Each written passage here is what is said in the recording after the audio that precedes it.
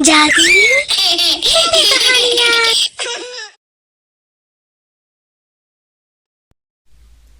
ममता के चारों बहुएं सीमा, शांति, शारदा और पूजा शादी के जोड़े में ससुराल के दरवाजे पर खड़ी हैं। तभी ममता अपनी चारों बहुओं को गृह प्रवेश करने के लिए बोलती है।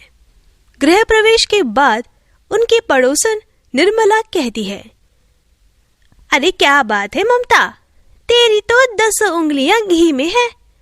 चारों बहुएं चांद का टुकड़ा है। जितनी सुंदर है उतनी संस्कारी भी।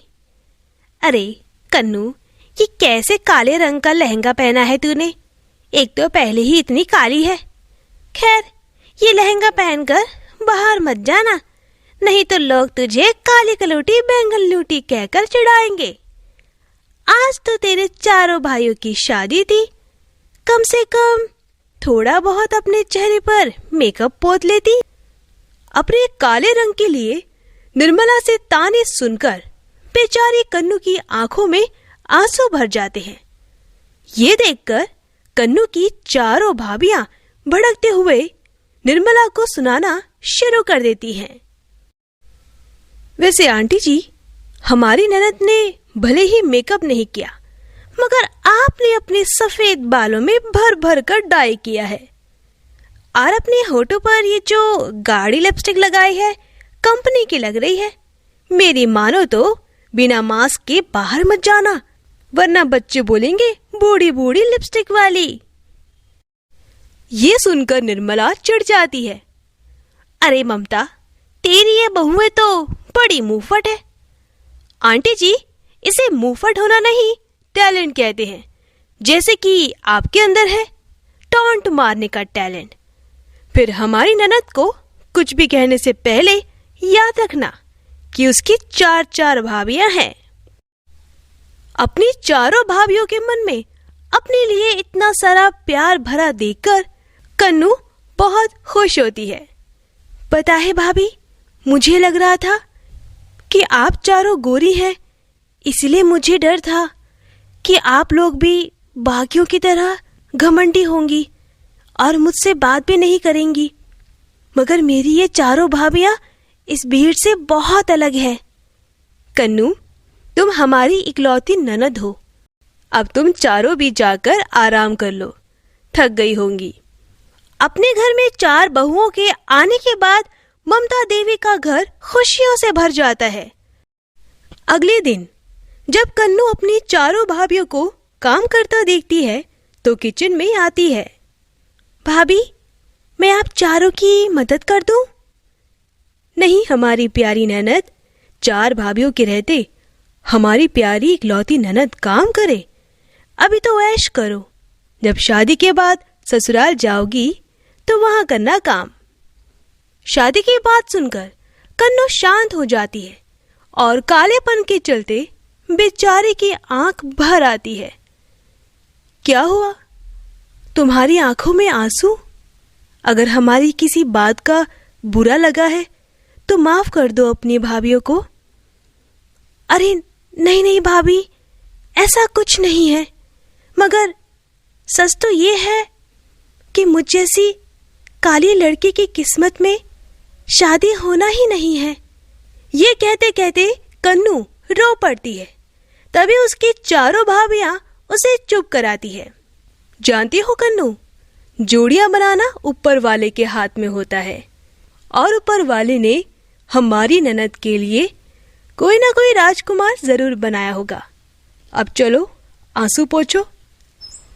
ऐसे ही दिन बीत जाते हैं। तभी एक दिन निर्मला न्योता लेकर आती है। अरे ममता, ये लो, आज मैंने अपने घर में अपने बेटे और बहू की शादी की रिसेप्शन पार्टी रखी है, तुम सब आ जाना। हाँ हाँ, हम जरूर आएंगे। माँ, भाभी, आप सभी चले जाना, मेरा मन नहीं है। कन्नू, हम चारों तुम्हारी भाभियां अच्छे से जानती है कि तुम वहां जाने से क्यों हिचक रही हो, और इसका सॉल्यूशन है हमारे पास।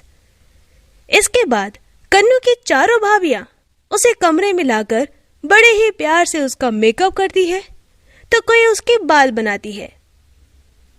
कन्नू, जरा एक बार खुद को शीशे में तो देखो। अपने आप को इतना खूबसूरत देखकर कन्नू बहुत खुश होती है। थैंक यू सो मच भाभी, मैं तो कभी सोच भी नहीं सकती थी कि मैं कभी इतनी सुंदर भी लग सकती हूँ। तो अब चले। कन्नू अपनी माँ और अपनी चारों भाभियों के साथ रिसेप्शन में जाती है, जहाँ निर्मला सभी के सामने कन्नू की झूठी तारीफ की आड़ में उसकी बेइज्जती करती है। अरे क्या बात है कन्नू, तू तो एकदम हीरोइन लग रही है। ये तो बता कौन सा चूना घिसा है। आंटी जी, ये सब आप क्या बोल रही हैं? आप हमारी ननद का दिल दुखा रही हैं। लगता है उस दिन का भूल गई आप। तो वो तुम्हारा घर था, इसीलिए मैंने कुछ नहीं कहा, मगर आज ये मेरा घर है। बहुत जलील किया था तुम चारों ने, वो भी इस काली कलूटी के चक्कर में। जिस तरह से कुत्ते की पूंछ कभी सीधी नहीं होती, वैसे ही तुम चारों इस काली कलूटी को मेकअप की आड़ में जितना भी छुपा लो, वो धुल ही जाएगा, बिल्कुल ऐसे। ये कहते ही निर्मला कन्नू के चेहरे में पानी फेंक देती है, जिससे कन्नू का मेकअप उतर जाता है और सभी हंसने लगते हैं। ये देखकर कन्नू रोते हुए घर आ जाती है। पता नहीं मेरी बच्ची को काले रंग के रहते क्या कुछ नहीं सहना पड़ेगा। माँ जी, हमें माफ कर दीजिए। हमें कन्नू को वहां नहीं ले जाना चाहिए था, मगर हम तो उसे थोड़ी सी खुशी देना चाहते थे।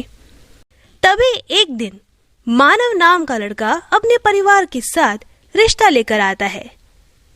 नमस्ते बहन जी, मेरा नाम गायत्री है और ये मेरा बेटा मानव है और ये मेरे पति किशन है। आज मैं आपकी बेटी का हाथ मांगने आई हूँ। ये सुनकर चारों भाभियां बहुत खुश हो जाती है और कन्नू को तैयार करके लड़के वालों के सामने ले जाती है। कैसी लगी आपको हमारी ननद? एकदम आप चारों की जैसी। मेरे लिए तो जो मेरे बेटे की पसंद है वही मेरी पसंद है। मुझे कन्नू बहुत पसंद है, जब से मैंने रिसेप्शन पार्टी में इन्हें देखा था। पर मेरे लिए ये जानना बहुत जरूरी है, क्या इन्हें मैं पसंद हूँ? मानव पहला इंसान था जिसने कन्नू से उसकी पसंद पूछी थी, जबकि इससे पहले कन्नू को उसके काले रंग के लिए हर किसी ने सिर्फ ठुकराया था। इसके बाद बड़े ही धूमधाम से मानव और कन्नू की सगाई हो जाती है। तो दोस्तों, अगर आपको हमारी कहानी पसंद आई हो तो इसे लाइक करना और शेयर करना और हमारे चैनल को सब्सक्राइब करना मत भूलना।